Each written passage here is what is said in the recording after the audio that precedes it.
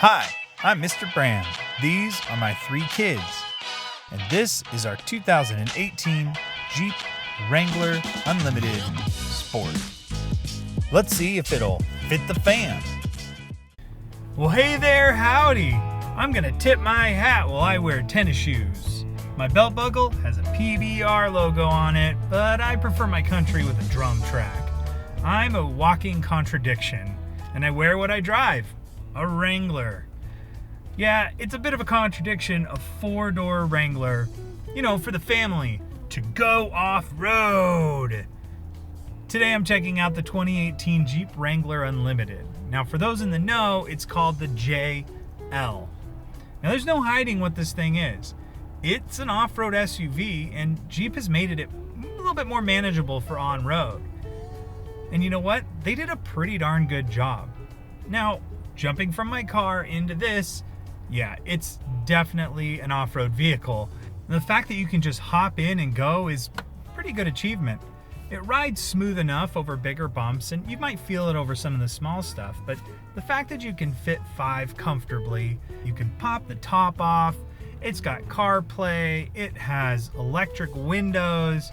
I mean, it really has everything you need in most modern cars. So really the next question is, can it fit the fam?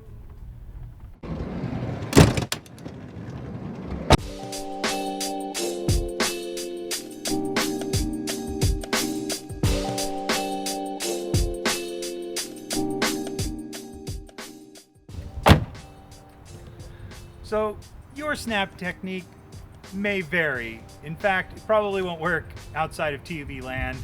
And aside, I really don't suggest you drive with an infant seat in the side of your car with the doors off. It's highly inadvisable. But I'm in a Jeep and I had to have a reason to take off a door. So as far as actually fitting into the seat with the infant seat in there, it's tight, about what it was in a lot of the more compact SUVs, but there's lots of great legroom and overall comfortable. The thing about it is, honestly, if you only have one infant seat, I'd toss it in the middle. This car would fit much better.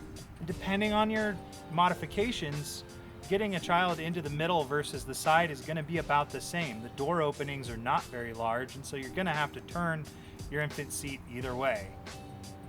As for the passenger side with the infant seat, this Wrangler has a ton of legroom. I can stretch out at 6 foot and I'm very comfortable. There's also a grab handle here to help you get adjusted. So I was overall impressed.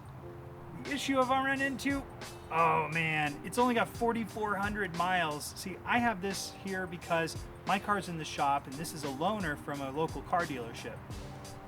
This seat creaks at 4,400 miles. I guess that's what you get when you get a $43,000 Jeep.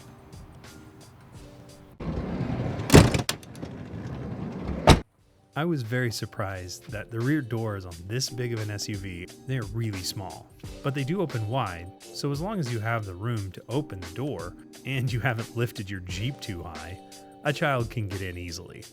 Unfortunately, once you're inside, the seat is pretty high for your kiddos with short legs.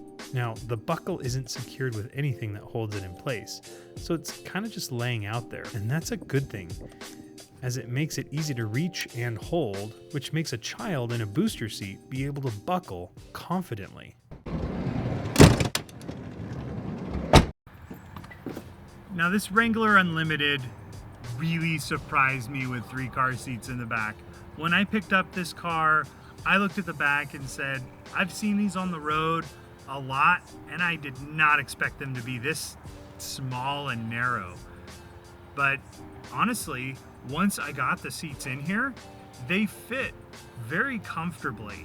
Now, I don't know about any kind of curtain airbags or exactly where they come out on this car, so I would consult the owner's manual before you really consider this, but man, once I got these Dionos in here, it fit great. And while it was a little tight for their legs, I would definitely say that this could be a daily car for a lot of kids. A long trip might be a little rough, but definitely around town would have no issue with this car. Now the Wrangler is one that I definitely wanted to do the roll under test because these seats are so high that things just go under them effortlessly. Now there's a couple cubbies that they could roll into and make it a little bit hard, but man, it's so easy to get to the items that roll under these seats that I really wouldn't even worry about that.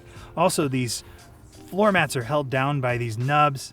They're plastic, so they might wear out over time, but these floor mats are not going anywhere. So you really keep your back of your Jeep nice and clean while you keep the exterior completely muddy and dirty.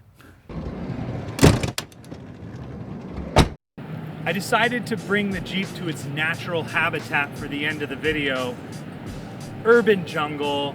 It's the reality of where it's going to spend majority of its time. Now, we're going to check out the trunk. Here's the thing. There's nothing. There's no like, open sesame. There's no like automatic open doors or anything like that. It's a Jeep. That's just not what it's built for. So to open it up, they did make it pretty light, even with the tire on there. You can get your stuff in and out without having to open the top.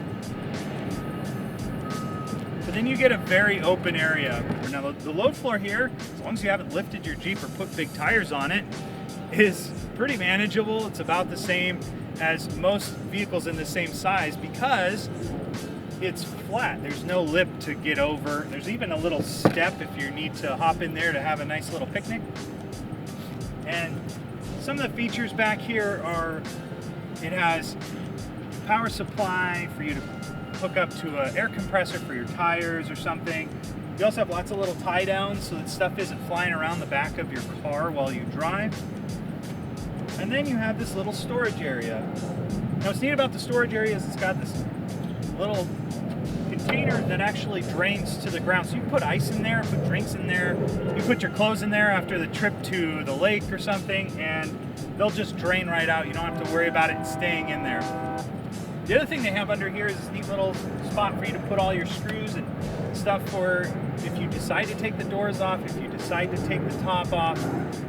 That way you're not having to keep it in a garage in a baggie and hopefully you remember where it is. It's all in the vehicle ready to go.